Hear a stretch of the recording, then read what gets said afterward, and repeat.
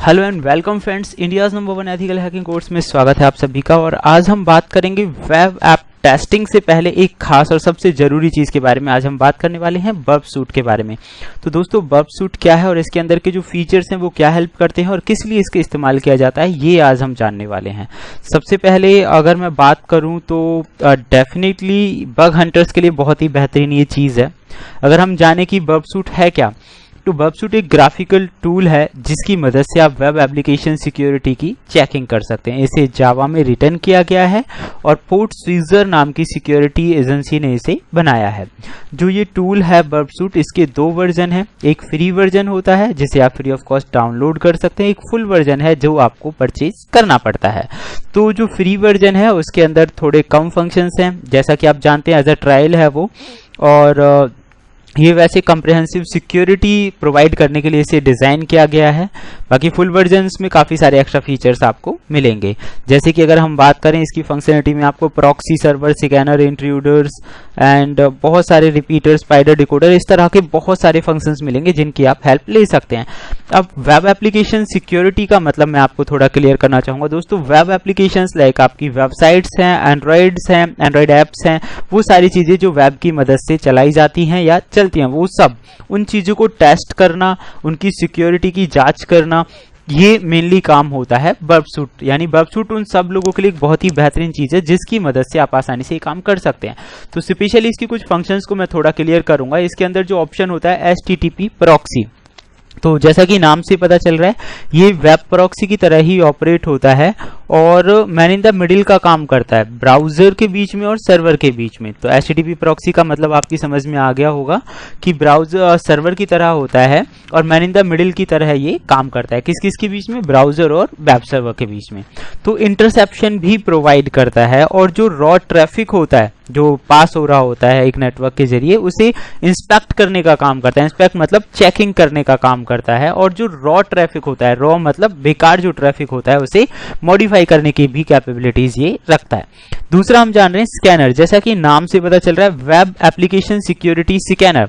तो इसका जो काम है ऑटोमेटेड वल्नरेबिलिटी स्कैन का होता है, यानी कि ऑटोमेटिक वेब एप्लीकेशंस की वल्नरेबिलिटीज को स्कैन करके आपको बताएगा। ये इंट्रूडर जो टूल होता है, ये भी ऑटोमेटेड अटैक्स करने के लिए इसका इस्तेमाल किया जाता है।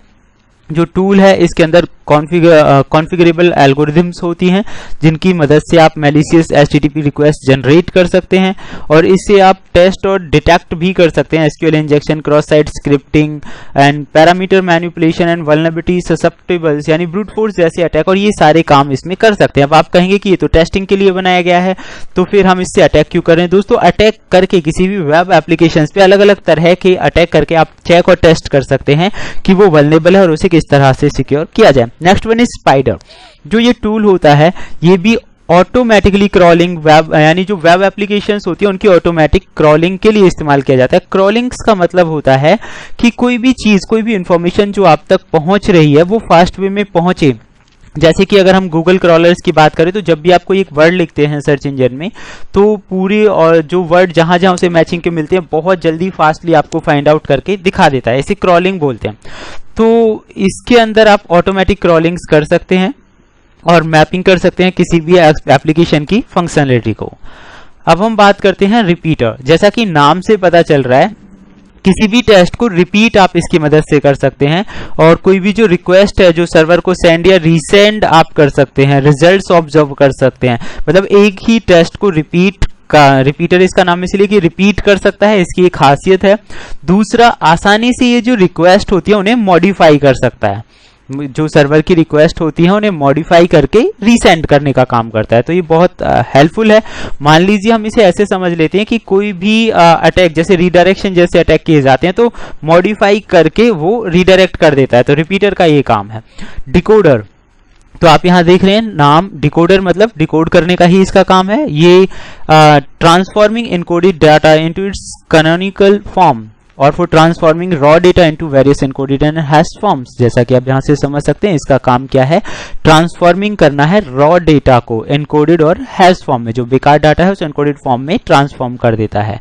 तो बहुत सारे इनकोडिंग के जो फॉर्मेट्स हैं और इनकोडिंग की जो टेक्निक्स हैं उन्हें भी आसानी से वेरीफाई कर लेता है, रिकॉग्नाइज कर लेता है। कंपेरेटर यूज एक ऐसा टूल है जो अलग अलग जो हमारे जैसे रिपीटर, डिकोडर वगैरह ऐसी बहुत सारी चीजें हैं और डेटा को उन्हें अलग अलग तरह से कंपेयर करके देख सकता है। एक्सटेंडर आपको अलाउ करता है सिक्योरिटी टेस्टिंग के लिए। बर्प एक्सटेंशंस को आप बढ़ा सकते हैं इसकी मदद से। जो सिक्योरिटी टेस्टर्स होते हैं, अगर आपको कोई भी चीज बढ़ानी है, फंक्शनलिटी बनानी है, तो आप एक्सटेंड कर सकते हैं उस चीज को। Then next one is sequencer. Sequencers क्या मतलब होता है, जो डेटा आइटम्स होते हैं, आपका जो डेटा आइटम्स है उनकी क्वालिटी को एनालाइज करने का काम करता है रैंडमली। तो किसी भी एप्लीकेशंस के जो सेशन टोकन्स होते हैं उन्हें बहुत आसानी से ये टेस्ट कर लेता है। और अनप्रिडिक्टेबल कई बार चीजें होती हैं जैसे NTCSRF टोकन्स, पासवर्ड रीसेट्स वगैरह है, तो सीक्वेंसर की मदद से वो आसानी से आप रिकॉग्नाइज कर पाते हैं। तो दोस्तों ये था बर्प सूट और ये इसके अलग अलग टूल्स का काम, क्योंकि पहले हमें ये पता होना चाहिए, तभी हमें अगर हम बर्प सूट यूज करेंगे तभी उसके सभी टूलों का काम हमारी समझ में आ पाएगा। तो फिलहाल इसमें सिर्फ हम इतना ही जानते हैं, अब प्रैक्टिकली देखेंगे ये चीजें कैसे काम करती हैं। Thank you friends, good bye.